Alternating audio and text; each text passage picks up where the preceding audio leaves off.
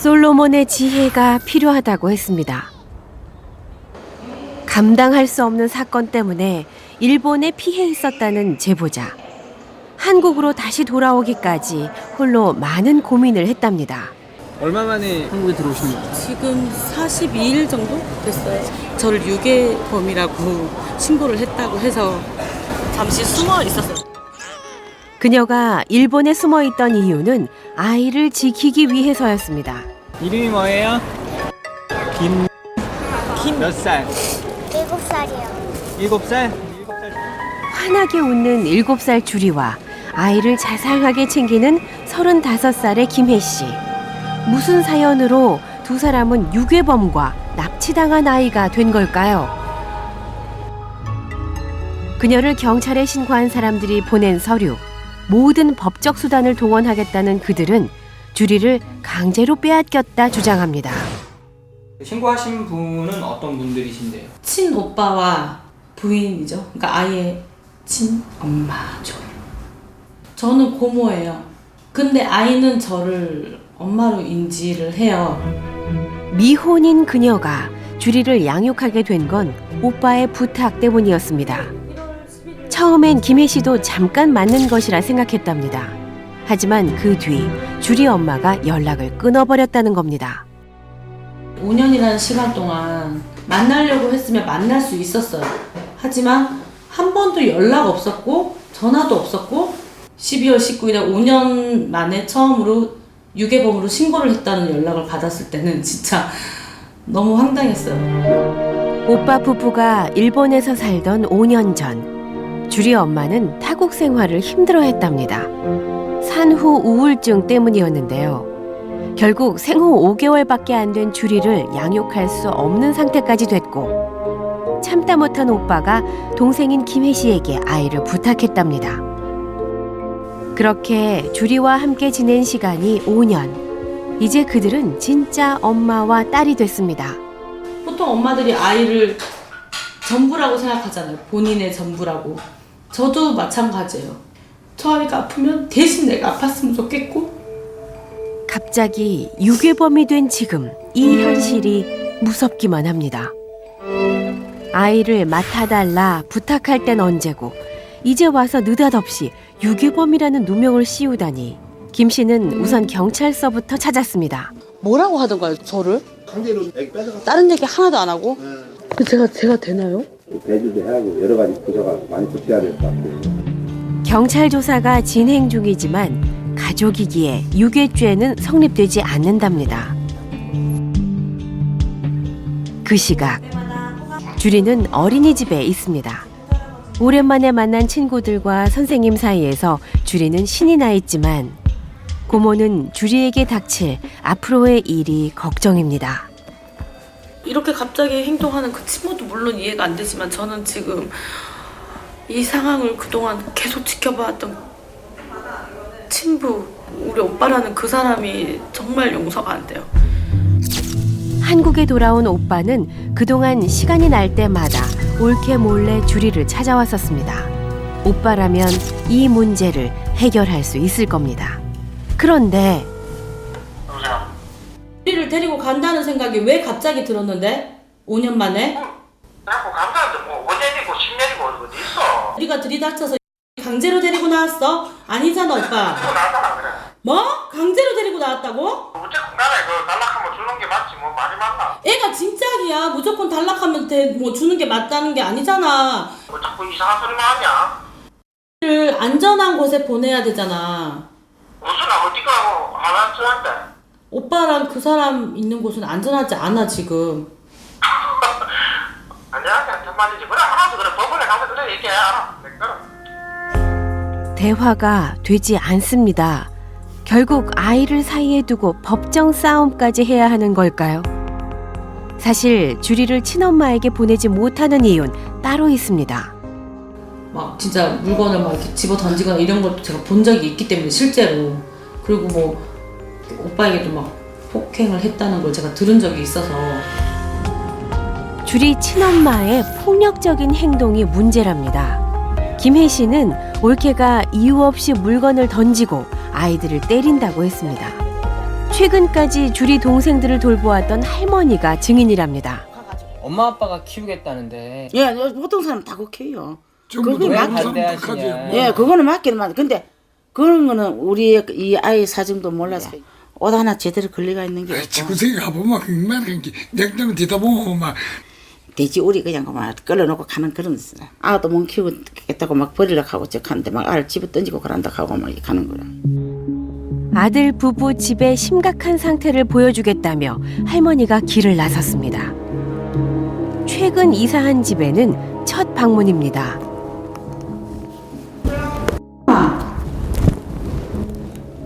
분명 아들의 목소리가 들렸는데 문을 열어주지 않습니다. 혹시 집안에 무슨 일이 생긴 건 아닐까? 왜 안에 사람이 있으면서 왜 안 열어주나? 엄마 여기까지 왔는데. 아, 먼저 그만하세요. 듣기 싫으니까. 엄마가 그런 데서 왔는데도 문을 안 열어줘 이 방송에. 보라는 집에 가세요. 왜 그러세요? 야 자석집에도 연락하고 와야 되나? 어? 애를 안 두잖아요, 앞에서.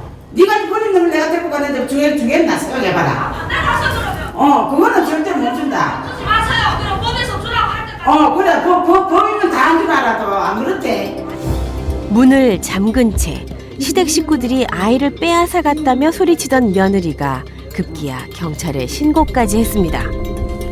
아들분을 만나시려면 오늘은 안 돼. 왜냐면은 일을 갔다 오는 아니 직장에 가서 만나시든지 일을 갔다 올 때 기다려서 만나시는지 그렇게 만나셔야 돼요. 저 며느리가 문 열기를 거부하기 때문에 집 안으로 들어갈 수 없답니다. 예상치 못했던 상황입니다. 데려다가 이제 키워가지고 지금 이제 사람을 만들어 놓은 게 또 데리고 갈락하니 또 두 번 죽이는 게 낫자. 혹시 집에 있는 또 다른 손자 손녀에게까지 무슨 일이 생긴 것은 아닐까? 할머니는 분노보다 걱정이 앞섭니다. 진짜 아동학대가 일어나고 있다면 심각한 문제입니다. 일단 주리 친부모 집 앞에서 지켜보기로 했습니다. 아내가 돌아오자 남편이 집을 나섭니다. 아내 대신 어린이집에서 돌아오는 아이들을 마중 나온 것 같습니다. 아빠와 밝게 웃으며 걸어오는 아이들. 가족들의 이야기와 달리 지극히 평범해 보입니다. 고모인 김희 씨와 할머니는 아동보호센터에 아동학대에 대한 조사를 의뢰한 상태인데요. 조사 결과를 확인하면 진실을 알 수 있지 않을까요? 상태는 뭐 돼지고 있다. 아니 깨끗한 집이었어요. 평범한 가정집. 애들 뭐 옷차림이나 뭐 위생상에도 전혀 뭐 문제는 없었고. 집안의 청결에는 문제가 없답니다. 주변 조사나 아니면 어린이집 어린이집 갔었어요. 어린이집 생활할 때는 특별히 문제 없다고. 미혼인 고모가 7살 주리의 엄마가 되어야 했던 이유도, 유괴범이라는 누명을 쓰면서까지 주리를 지키려는 이유도 친엄마의 폭력성으로부터 아이를 보호하기 위해서라 말합니다. 그런데 아동보호센터의 조사 결과는 고모와 할머니의 주장과는 조금 다릅니다. 뭔가 이상합니다. 대체 누구의 말이 맞는 걸까요? 혹시 가족들 사이에 다른 문제가 있는 건 아닐까요? 고모를 유괴범으로 신고한 주리 친엄마부터 만나봐야겠습니다. 안녕하세요. 우리는 친엄마의 이야기를 꼭 듣고 싶었습니다. 주리 동생들과 외출을 하는 엄마. 그녀는 우리를 만나자마자 억울하다 말합니다. 그쪽이 유괴범이라고요. 뭐 하려고 그쪽에는. 주리를 강제로 빼앗겼다는 겁니다. 처음에 애는 씨가 때려가지고 데리고 갔다 그러던데. 아이고. 나 지금 그거 때문에 지금 명예훼손으로 뻗잖아. 명예훼손으로? 애 보고 싶다고 한 번도 안 찾았다 그러던데. 안 찾아갔어요? 못한다고 하고. 거짓말 맞아요. 시댁 식구들이 자신을 아동학대 엄마로 모는 것이 참을 수 없다는 그녀가 경찰서를 찾습니다. 그녀는 어쩌다 이렇게 시댁과 깊은 고립해인 걸까요? 그날 밤 어렵게 주리 아빠를 만났습니다. 안녕하세요. 네, 아니 수고 많으신데 근데 이번 일로 고민이 많다는 아빠. 그는 주리를 고모에게 보낸 것이 후회스럽다고 했습니다. 그때 상황이 이제 사람이 저렇게 히스테리를 많이 부리고 그러니까는 일단은 애를 그래놓고 이제 안정이 되면은 데려오겠다. 아내의 산후 우울증 때문에 주리를 보낸 건 맞지만 연락을 끊었던 건 결코 아니랍니다. 한국 왔는데 할머니가 를 빼돌리고 못 보게 했었거든. 못 보게 했었잖아. 예, 아예 못 보게 했습니다. 주리 엄마에 대한 오해 때문에 가족들이 의도적으로 주리를 엄마와 만나지 못하게 했다는 겁니다. 대체 무엇 때문에 오해가 쌓인 걸까요? 시댁에 가서 그러면 좋은 얘기를 하면은 그것도 받아들여요? 안 받아들이지. 그래서 뭐 아내가 이렇다 저렇다 얘기를 하시긴 하셨죠. 제가 이제 나는 이제 푸념적으로 이제 이런저런 얘기를 생각 없이 아내에 대한 불만을 토로했는데 그것이 아동학대라는 오해를 만들어낼 줄 몰랐답니다. 가족끼리 나서 씁쓸하진 않으세요? 이게 아유, 집에 할머니도 그렇고 고모도 그렇고 고쳐요. 집사람도 이번 기회에 고쳐야 된다. 아내가 동생을 유괴범으로 신고하는 걸 동의한 것 역시 모든 걸 제자리에 돌려놓고 싶은 생각에 한 행동일 뿐이라 말합니다. 하지만 돌이켜 생각해보니 이 모든 것이 자신이 잘못 처신해 벌어진 것 같답니다. 고모가 유괴범이 된 것도 주리 엄마가 아동학대를 한다는 것도 눈덩이처럼 불어난 오해로 빚어진 갈등인 듯합니다. 하지만 이게 오해였다면 벌써 풀어졌을 문제예요. 이렇게 5년, 6년 걸리지 않았을 거예요. 어른들 사이의 갈등이야 안 보면 그만이지만 아무 죄 없는 주리만큼은 상처받는 일이 없어야 할 텐데요. 어떻게든 법적으로 처분 나와서 보내야 한다라고 생각하면 좀 어떠세요? 좋은 상황에서 아이도 충분히 납득을 한 상황이라면 마음 그 각오라고 해야 되나? 왜냐면 언젠가는 알게 될 일이었으니까. 그날 밤 고모가 긴 고민 끝에 주리에게 힘겹게 말을 건넵니다. 근데 왜 엄마랑 살고 싶어? 그냥 엄마를 사고 싶은 거 다 안 사주니까. 그냥 사고 싶은 걸 엄마는 다 안 사주니까 엄마는 살고 싶어? 난 그런 엄마가 더 좋아요. 그러면 아빠는요? 아빠는 난 사고 싶다. 내 가족이 아니고 내 아빠가 아니고 그러니까. 아니야, 아빠는 사랑하셔. 를 사랑하시니까 이랑 같이 살고 싶어서 그러시는 거야. 알겠어? 어? 속상해서 그런 말 하기 싫다. 알았어. 우리 속상하게 해서 미안해. 언젠가 오빠 부부에게 주리를 보내야 한다는 걸 고모 김 씨도 잘 알고 있습니다. 다만 아이에겐 시간이 필요합니다. 아빠의 설득 끝에 집 문이 열렸습니다. 네, 제가 지금 밥 먹고 있어. 네. 공개된 집은 아이 키우는 집이 그렇듯 깔끔하진 않지만 듣던 것처럼 쓰레기 집은 아닙니다. 게다가 아이들의 모습에서도 아동학대의 흔적은 찾아볼 수 없었습니다. 뭐 100점인지 모르겠어요. 그래도 애를 학대하거나 전혀 제가 자격 없는 말하고 생각 안 하거든요. 근데 애하고 저를 그렇게 강제적으로 떼어난다는 자체가 저는 그게 인간이 할 일은 아니라고 생각하거든요. 중국 동포인 엄마는 결혼 초기부터 시댁 식구들의 편견 때문에 힘들었다 말합니다. 단년이라고 당장 가라고 그러고 임신을 했는데도 밥을 많이 먹는다 그렇게 말하는 거예요. 아니 내가 거지도 아닌데. 무엇보다 가장 힘들었던 건 큰딸 주리를 보지 못하는 것이었답니다. 우리 식구가 그냥 잘 살고 싶어. 또 데려가가지고 동생들하고도 놀고 애들이고 놀러 가고도 싶고. 고모와 친엄마 두 엄마 모두 주리를 사랑하고 아이의 행복을 원합니다. 그렇다면 그들은 어떤 선택을 해야 할까요?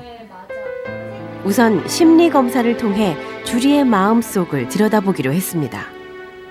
자연스럽게 친엄마와 동생들의 존재를 알리기 위해서입니다.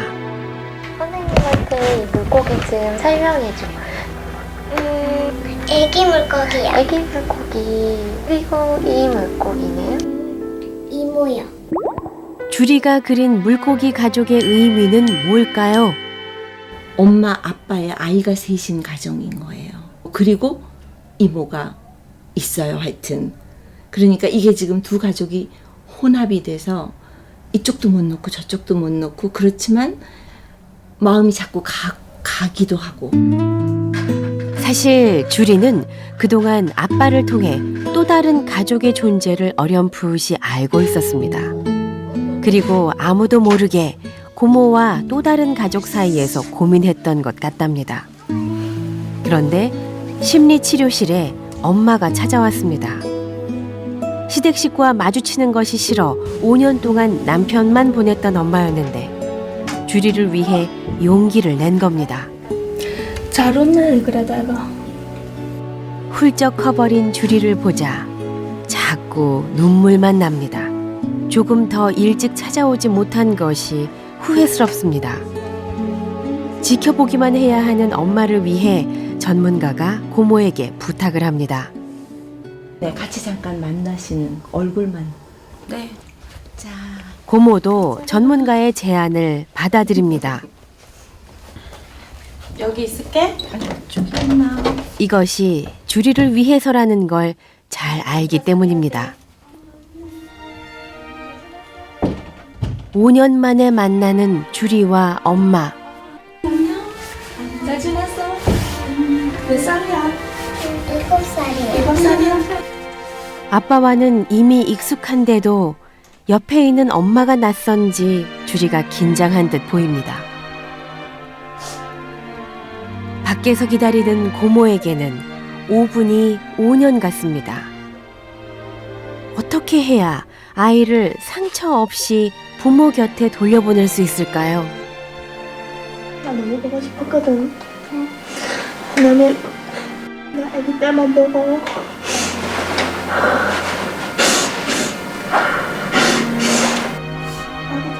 주리가 무슨 음식을 좋아하고 또 무슨 색을 좋아하는지 엄마는 궁금한 것이 많습니다. 동생이 있었으면 좋겠어? 응. 동생? 응. 동생 있었으면 좋겠어? 응. 여자 동생? 거기 동생이 있죠. 기억력 좋다. 동생 있어 그지? 응. 동생들은 큰데. 짧은 만남이지만 마음이 통하는 것 같습니다. 언제쯤 주리에게 내가 친엄마라고 이젠 함께 살고 싶다고 말할 수 있을까요? 그럼 다음에 또 보러 안녕히 계세요. 시댁 식구들에게 받은 상처 때문에 법에 호소해 아이를 되찾을 생각만 했던 엄마는 이제 주리를 위해 조금씩 천천히 다가가겠다고 다짐을 합니다. 만나지도 못해봤는데 계속 이렇게라도 보니까 노력해야죠, 그쵸? 네, 자꾸 봐야 되고. 이제 또 다른 시작입니다. 잘했어? 네. 씩씩해라. 유괴범도 엄마도 아닌 고모로 주리와의 관계를 만들어 가겠다고 김혜 씨는 마음을 먹습니다. 충분히 시간을 두고 기다리면서 양쪽이 노력을 하는 거예요. 고모는 보낼 준비를 하고 부모는 맞을 준비를 하고 엄마가 둘이니까 2배만큼 더 좋고 행복할 수도 있다는 거를 아이가 실제로 느낄 수 있게 어른들이 잘 노력을 해줬으면 좋겠다는 생각이 들어요. 당장은 아프겠지만 받아들일 때, 어렵지만 노력할 때 변화는 시작됩니다. 7살 주리에게 두 엄마의 존재가 버거움이 아닌 2배의 행복으로 바뀌는 비결. 그것은 서로를 이해하려는 마음과 소통하려 노력하는 두 엄마의 지혜에 달려 있습니다. And I'll say goodbye to you.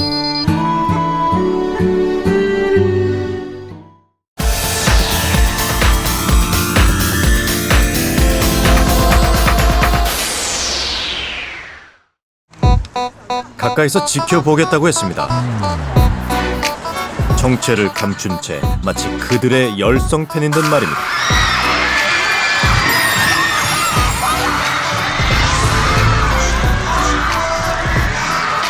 소녀 팬들의 마음을 빼앗은 그들이 너무나 미웠답니다. 그래서 분노에 복수를 하겠답니다.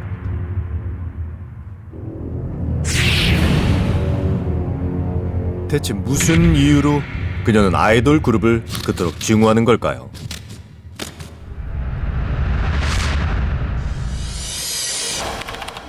그녀는 소녀 팬들이 열광하는 최고의 인기 아이돌 그룹 멤버를 죽이겠다고 예고했습니다. 이 끔찍한 이야기는 인터넷을 통해서 삽시간에 퍼져나갔는데요. 엑소 오세훈이라는 사람한테 김여신이라는 사람이 약을 먹는다고 해서 죽인다고 하고 BF 힘찬 커피에다가 설사액 타가지고 아이돌 먹는 거 가지고 안에다가 본드랑 막 설사약 10대들 사이에서 이 사건을 이른바 김여신 사건이라고 한답니다. 테러를 예고한 사람의 이름을 딴 것인데요. 블로그를 통해 김여신은 스스로 명문대학교에 재학 중인 여대생이라고 밝혔습니다. 허황된 이야기로 치부하기엔 그 내용이 상당히 구체적입니다. 그녀는 과거에도 이미 아이돌 가수에게 테러를 한 적이 있었노라고 주장합니다. 제가 예전에 테러 사건을 당한 적이 있는데 어떤 분이 이제 음료수를 이렇게 주시더라고요. 근데 그게 이제 독극물이 들어온 음료수였기 때문에 당시 인기 절정에 있던 동방신기의 공연장으로 직접 찾아가 강력 접착제가 들어있는 음료를 건넨 장본인이 바로 김여신 자신이라는 겁니다. 왜 이런 이야기를 공개한 걸까요? 또 이 말이 사실이라면 대체 왜 이런 일을 저지른 걸까요? 사생 팬들이 다니다가 부모님이 타던 차랑 뭐 이렇게 막 사고가 났는데 동방신기 팬들이 자기 부모님을 돌아가시게끔 만들었다고 해서 그렇게 아이돌에 대한 증오가 시작되면서 고통스러운 게 즐겁대요. 결코 장난으로 시작한 일이 아니라며 그녀는 블로그에 자신의 사연을 밝혔는데요. 그 이야기는 지금으로부터 7년 전으로 돌아갑니다. 그날은 시골에 내려가신 부모님들이 오신 날이었어요. 그때 연예인 차량이 지나가는 거예요. 갑자기 주위가 시끄러워졌습니다. 그날 그녀는 방송 녹화를 마치고 나오던 아이돌 그룹을 목격했습니다. 그리고 그 아이돌 그룹을 뒤쫓기 위해 구름대처럼 몰려가는 극성 팬들도 보게 됐다는데요. 택시까지 대절해 쫓는 팬들을 따돌리려고 아이돌 그룹 차량이 속도를 내면서 도로에서 위험한 질주가 벌어졌습니다. 고개 운전을 하는 모습이 꼭 사고가 날 것 같았답니다. 그리고 집으로 전화가 왔습니다. 병원이었습니다. 부모님이 크게 다치셨다고, 출혈이 심하다고요. 그 사고로 그녀의 부모님이 세상을 떠났다고 했습니다. 그때 그녀는 결심했답니다. 억울하게 돌아가신 부모님의 원수를 갚기 위해서 최정상에 서 있는 아이돌 그룹에게 치명상을 입혀 그들을 맹종하는 극성 팬들에게 경종을 울리겠다고 말입니다. 결심은 곧 구체적인 계획으로 이어졌습니다. 난 너희들을 용서하지 않았어. 끝까지 저주할 거야.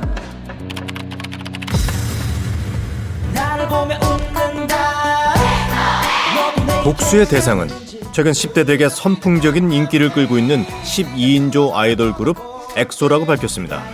특히 멤버 한 명을 구체적으로 지목했다는데요. 그녀는 결코 거짓말이 아니라고 강조했습니다. 다음 타겟으로 엑소를 정한 거죠. 이 멤버 한 명 한 명씩 죽인대요. 협박 같은 거래요. 아, 니네가 아무리 발버둥을 쳐봤자 나는 어차피 할 거다.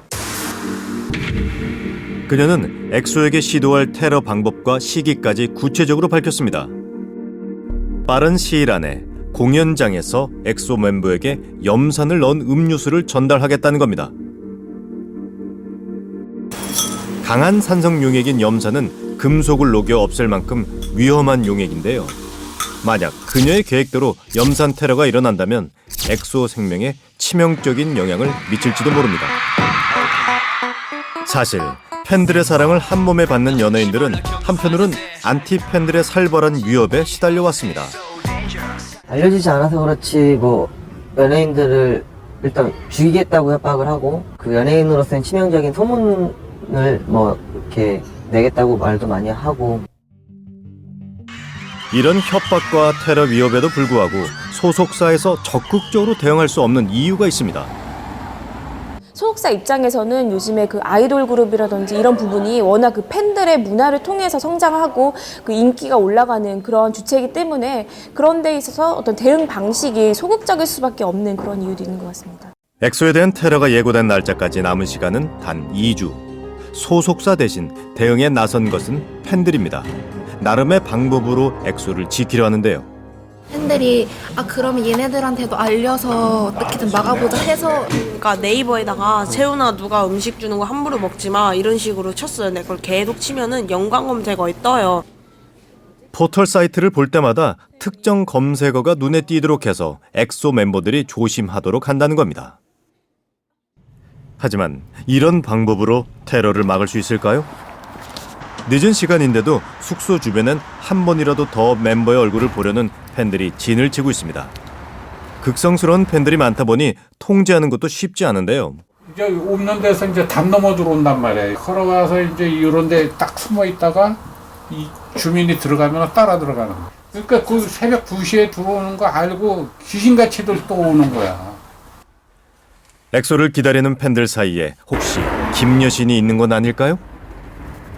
아예 그냥 비행기까지 따라가요. 베이징에서 괌까지 아예 따라간 팬들도 있고 선물을 팬분들이 줘요. 공민형 같은 걸 줬나 봐요. 검사기를 딱 대는데 금속이 들어있는 것 같다고 그 곰 안에 봤는데 카메라 캠코더가 거기 안에 눈 안에 들어있는 거예요. 이른바 사생 팬들은 엑소의 숙소까지 침입한다고 주장하는데요. 최근에는 숙소에서 훔쳤다는 속옷까지 등장했습니다.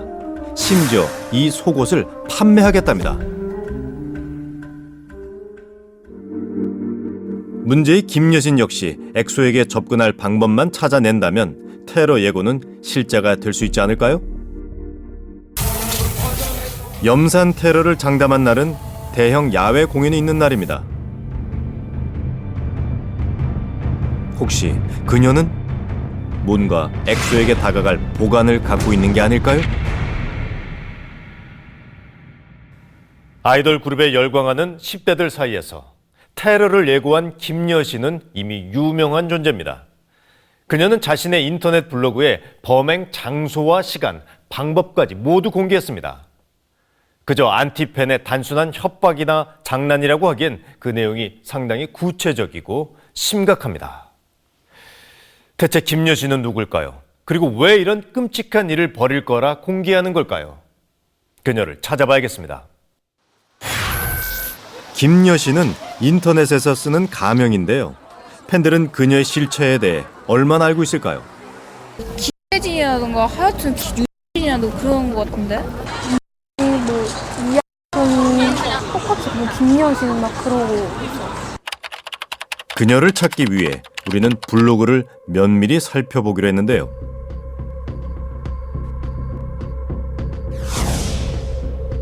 그녀가 사용하는 인터넷 아이디를 추적해보니 본명으로 추정되는 몇몇 이름이 나옵니다. 이것들 중에서 그녀의 진짜 이름은 무엇일까요? 그런데 그녀는 블로그에 자신의 신상에 대해 단서를 남겨놓았습니다. 현재 명문대학교 2학년을 다니다 휴학 중이라는 건데요. 혹시 학교로 가면 그녀에 대해 알 수 있지 않을까요? 윤이요? 네네. 이라는 학생은 검색이 안 되는데요? 그러면 이송이라고 있나요? 이송. 검색 안 돼요. 근데 그런 학생들 이름은 어느 과에서도 지금 조회가 안 돼요. 스스로 밝힌 학력은 거짓일 가능성이 높아 보입니다. 그녀의 진짜 모습은 무엇일까요? 정해진 날짜가 다가올수록 팬들의 걱정도 커지고 있습니다. 하지만 김여신의 정체는 쉽게 파악되지 않습니다. 혹시 복수의 계기가 됐다던 7년 전 교통사고에서 실마리를 얻을 수 있지 않을까요? 그녀의 주장에 따르면 그녀의 부모님은 동방신기 방송 녹화일에 성북구에 있는 한 병원에서 사망했다는데요. 당시 교통사고 기록을 찾아봐야겠습니다. 동방신기의 방송 녹화가 있었던 날은 2007년 4월.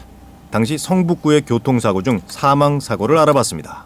그런데 2007년 4월에 발생한 성북구 교통사고를 보면은 114건이 발생했지만은 사망자가 발생하지는 않았습니다. 다시 말해서 사망 사고는 없었다는 얘기죠. 인근에 가까운 지역까지 확인을 해봤지만 역시 사망 사고는 한 건도 없었습니다. 그렇다면 과거 그녀가 직접 했다는 테러 사건은 사실일까요? 인기그룹 동방신기의 윤호 씨에게 접착제가 든 음료수를 건넨 용의자가 오늘 경찰에 자수했습니다. 윤호 사건은 2006년에 일어났습니다.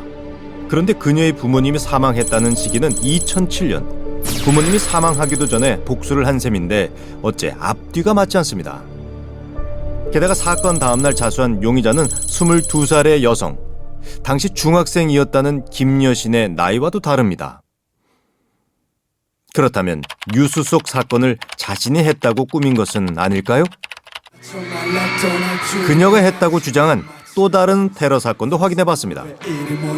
작년에 뮤직뱅크에서 팬에게 어떤 음료를 마셨는데 거기 설사액이 섞여 있어서 그거 낭설이에요. 저희 뭐 그런 얘기 돌았던 거는 내용은 알고 있는데 뭐 저희랑은 상관없는 일. 추적하면 할수록 그녀가 주장했던 이야기들이 하나씩 거짓으로 드러나고 있습니다.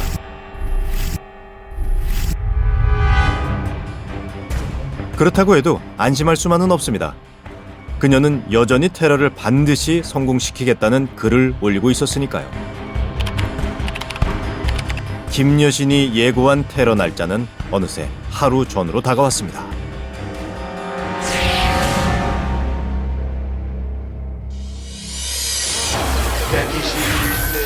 테러 장소로 지목된 곳은 강원도의 한 스키장. 문제의 그날, 엑소의 모습을 보기 위해 많은 팬들이 모였습니다.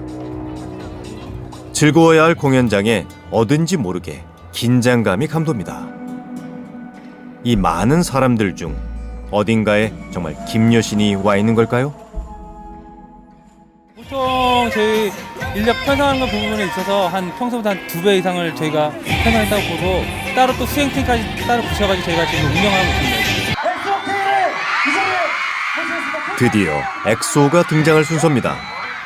만일의 사고에 대비해 그들은 도착 시간과 대기 장소 모두 극비 상황에 붙인 채 공연장에 들어섰는데요. 엑소가 무대에 올라 공연을 시작하자 관중석이 들썩이기 시작합니다. 경원이 밀착 감시를 하는 가운데 한 여자가 경호선을 넘어섭니다. 혹시 김여신일까요? 엑소에게 가까이 가려는 팬들과 막아서는 경원 사이에 실랑이가 이어집니다. 공연이 막바지에 이르자 열기는 최고조에 다다릅니다. 다행히 걱정했던 테러는 일어나지 않았습니다. 그녀는 삼엄한 경호 때문에 테러를 시도조차 하지 못한 걸까요? 그런데 그 사이 김여신의 블로그에는 새로운 글 하나가 올라왔습니다. 장문의 사과문이었는데요. 자신은 그저 평범한 중학생이라며 우연히 인터넷에서 엑소 안티글을 보고 호기심이 생겼다고 했습니다. 다른 분들이 욕하는 게 재밌어 보여서 저도 블로그를 만들어 욕하기 시작했습니다. 안티분들이 더 하라고 띄워주셔서 신난 저는 비방하는 글을 올렸습니다. 그녀는 도대체 어떤 사람일까요? 이 사람은 굉장히 평범한 사람이고 또 조용한 사람, 소심한 사람 이런 사람일 가능성이 높은데 공격을 함으로써 관심을 가지려는 그런 행동의 심리가 작용하고 있다 이렇게 보여지고 결국은 그런 걸 보면은 조금 아직 미성숙한 면이 있어 보이는 그런 팬이 아닐까 이렇게 보여집니다. 한낱 재미로 시작해 관심을 끌고 싶어 부풀려 쓴 글이 이토록 큰 사건이 될 줄 몰랐다는 겁니다. 하지만 이런 거짓말도 범죄가 될 수 있습니다. 인터넷 공간을 통해서 타인에 대해서 어떤 공포심이나 불안감을 유발하는 그런 말이나 글 같은 경우에는 형법상 협박죄를 구성할 수도 있습니다. 수천, 수만 명의 대중 앞에 서는 스타는 관심과 인기를 받아야 더욱 빛납니다. 흔히 안티팬도 팬이라고들 하지만 그렇더라도 당신이 재미로 던진 돌 하나가 날카로운 칼이 돼 깊은 상처를 만든다는 걸 기억해야 할 것입니다. 가득해서 쓸쓸해 어느새 혼자만 시계를 돌려 1년으로 갈 수 있다면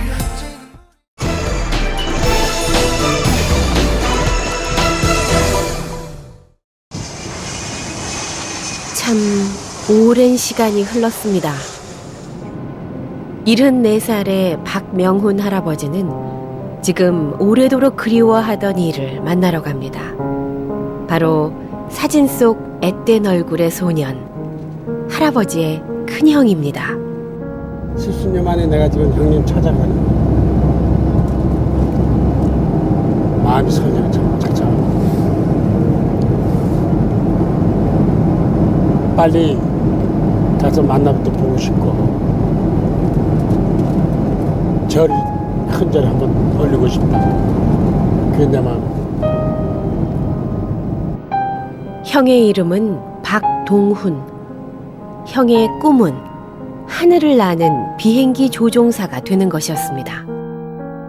모형 비행기 날리기 대회에서 언제나 1등이던 형은 15살이던 1943년 일본의 소년 비행학교에 입학했습니다.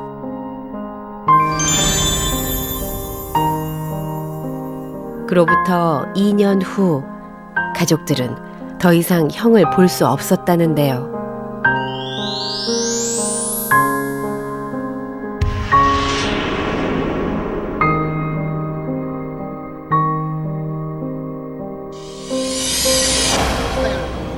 그렇게 70년이 흘렀습니다. 형을 찾아 나서는 일은 쉽지 않습니다. 가장 먼저 찾아간 곳은 일본 토쿠시마. 형에 대해 잘 알고 있다는 이분을 만나기 위해서입니다.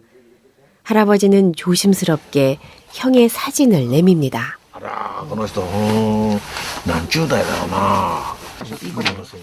형이 다니던 소년 비행학교 명부에서 형의 이름과 훈련을 받던 비행장을 찾을 수 있었습니다.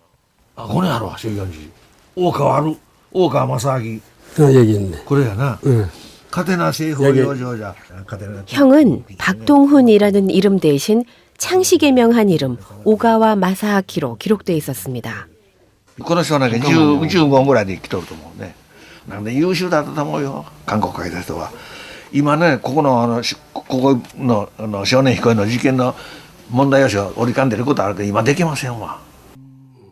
하시모토 씨도 형처럼 비행기 조종사가 되기 위해 소년 비행학교에 입학했고 당시 동기생 중에는 꽤 많은 수의 한국인이 있었답니다.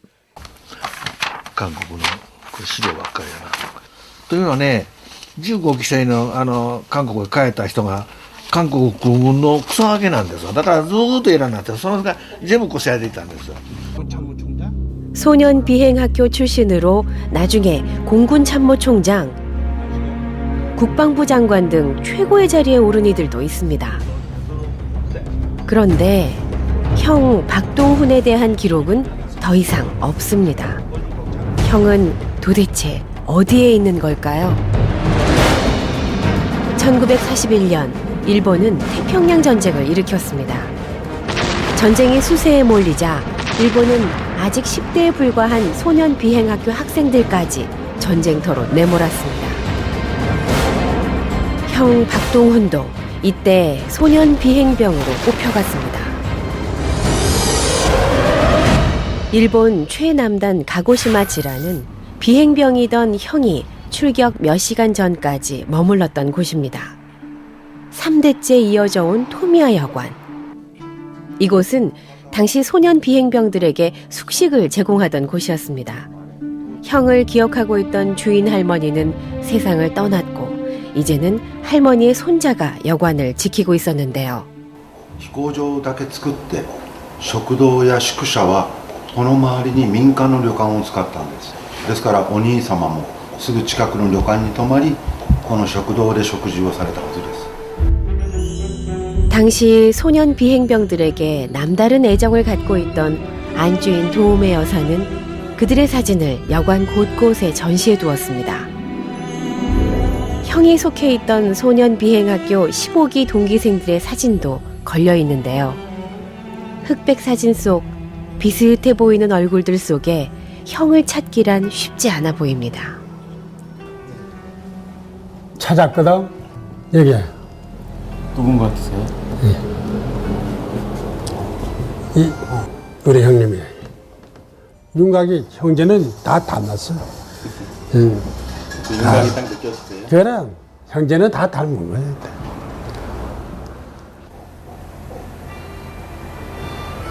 저 아들이랑 노래 들으니까 더 마음이 안 좋네.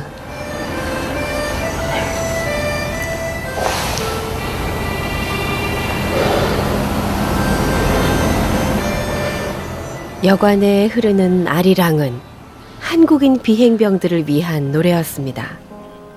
그런데 이 사진 속 소년 비행병들 상당수가 어린 나이에 가미가제로 생을 마감했습니다. 한국인이었던 형도 가미가제였습니다. 그들에게 출격은 곧 죽음을 의미했습니다. 비행기에 250kg의 폭탄이 실렸고 돌아올 연료는 없었습니다.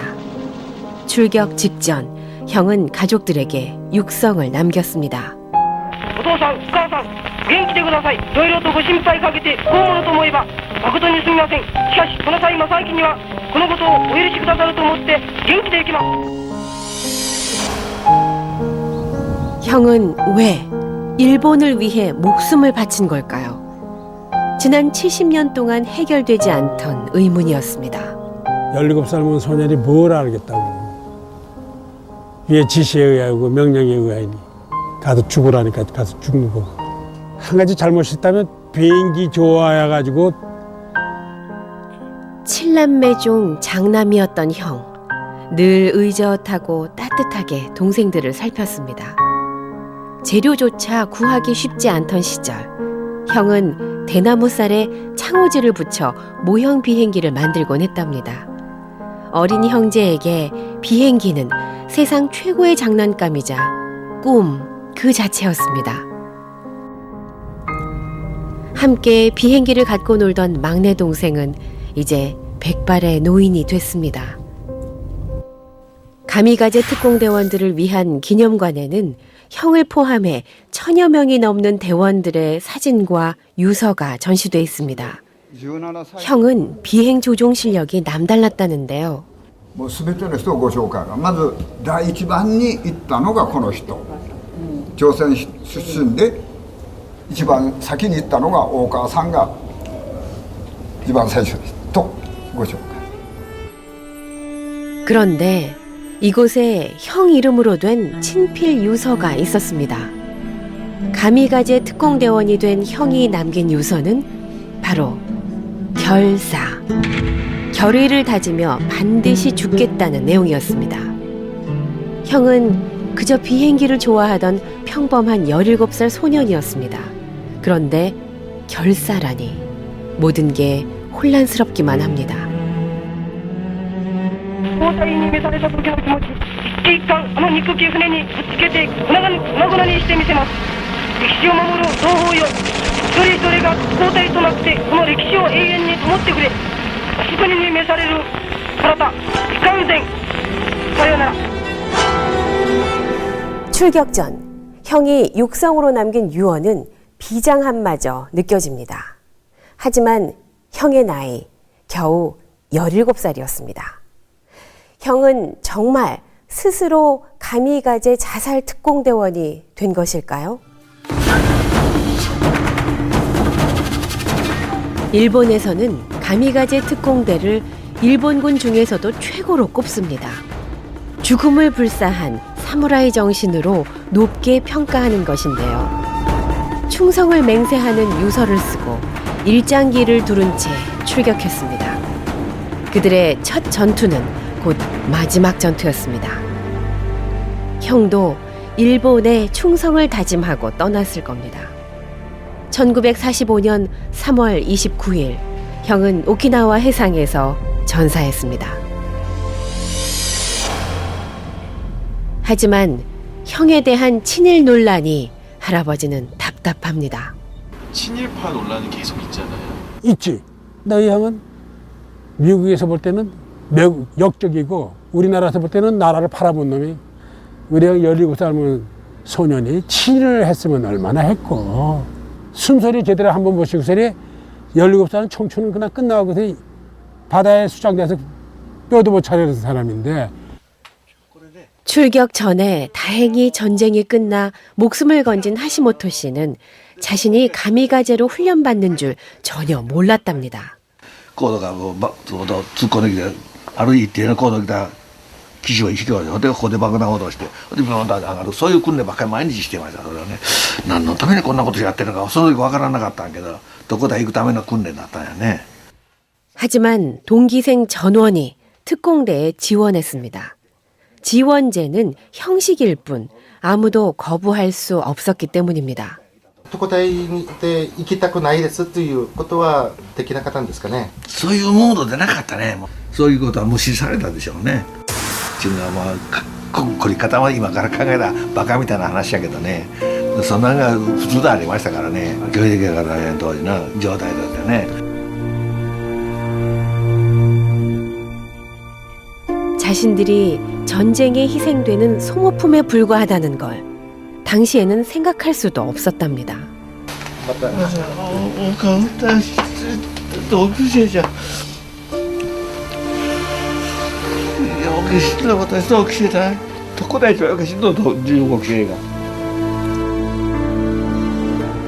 일제강점기 한국인이었던 형이 출격을 거부하기란 더욱 어려운 일이었을 겁니다. 가미가제 특공대원들이 머물렀던 토미야 여관 주인은 출격 전 가미가제 특공대원들의 기념사진을 보여줍니다.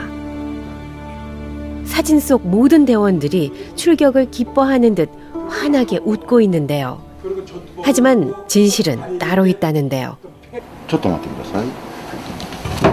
그는 깊숙한 곳에서 무언가를 꺼내 보입니다. これがトメのアルバムです。 이 앨범 속 사진 역시 출격 전 특공대원들을 찍은 거랍니다. 그는 할머니의 앨범 속 사진이 출격 전 특공대원들의 심정을 담은 진짜 모습이라고 했습니다. この写真は実はこの写真と同じ日に同じ時間に撮られています。こちらは笑っていてこちらは全く笑っていません。 출격을 앞두고 대원들의 표정이 굳어있자 그들이 웃는 표정을 지을 때까지 반복해서 사진을 찍었답니다. 이 중에는 형과 같은 한국인 대원들도 있었다는데요. 朝鮮の歌を外で歌うということは止めに歌っていいかというと喜んで、そして止めたちも全員が泣きました。自分が死ぬ意味、それを苦しんでいたんです。 출격 순간 형은 무슨 생각을 했을까요? 절대 살아올 수 없는 출격이었지만 거부하면 가족에게 피해가 갈지도 모른다고 생각하지 않았을까요? 유골 한 점 찾을 수 없는 17살 소년의 죽음. 비행기에 대한 그의 꿈이 불러온 비극이었습니다.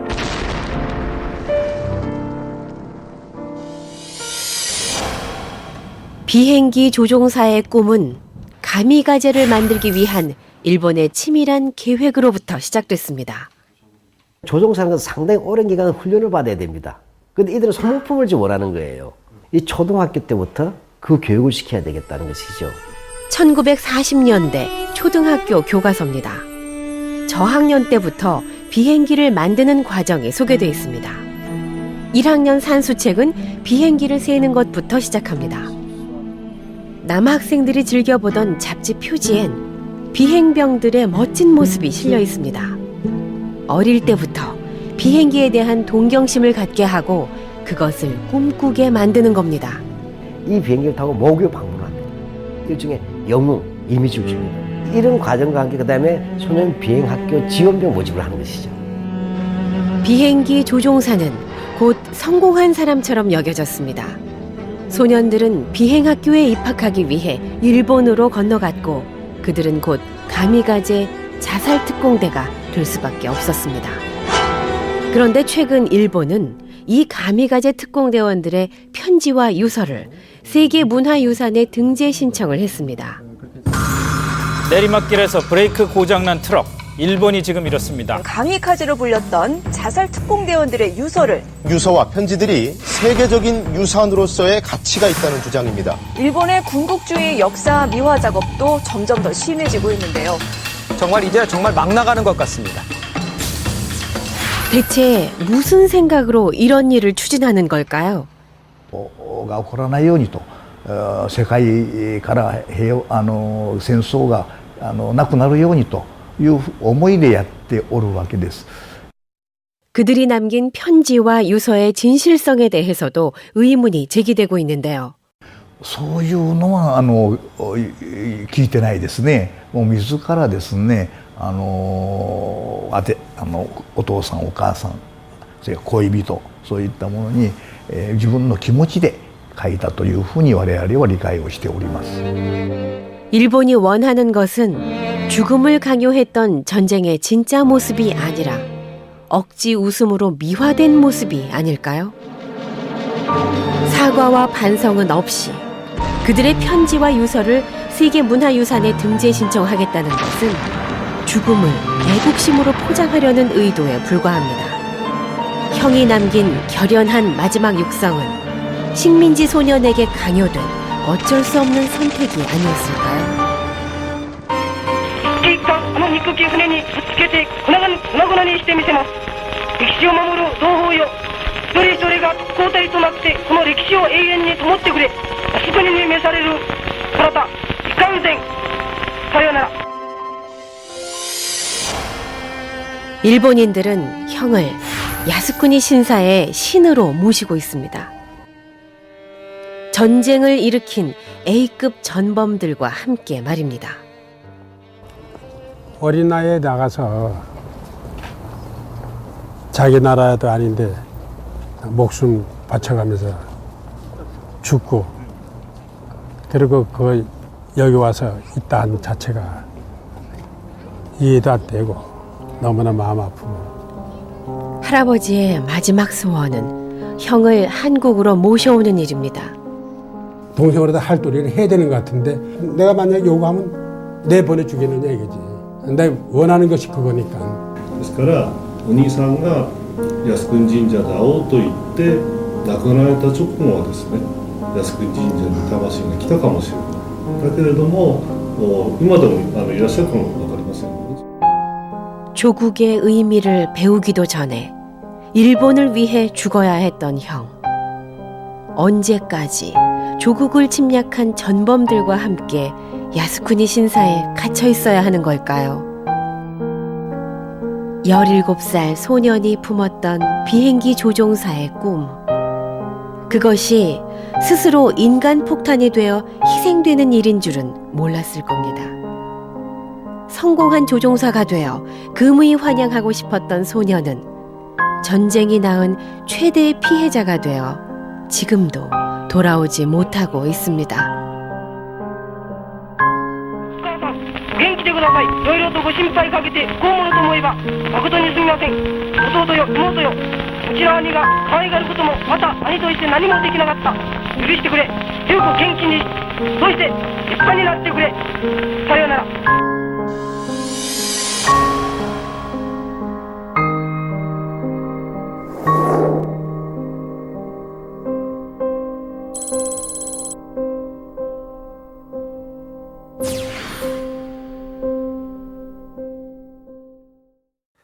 이 프로그램에 도움을 주신 분들께는 주식회사 프리드라이프에서 백화점 상품권을, 아웃소싱 글로벌 리더 맨파워 코리아에서 백화점 상품권을, K스터디 한국 원격 평생교육원에서 백화점 상품권을, 화미 물엿에서 백화점 상품권을, 롯데햄 로스팜 앤 네이처에서 백화점 상품권을 드립니다.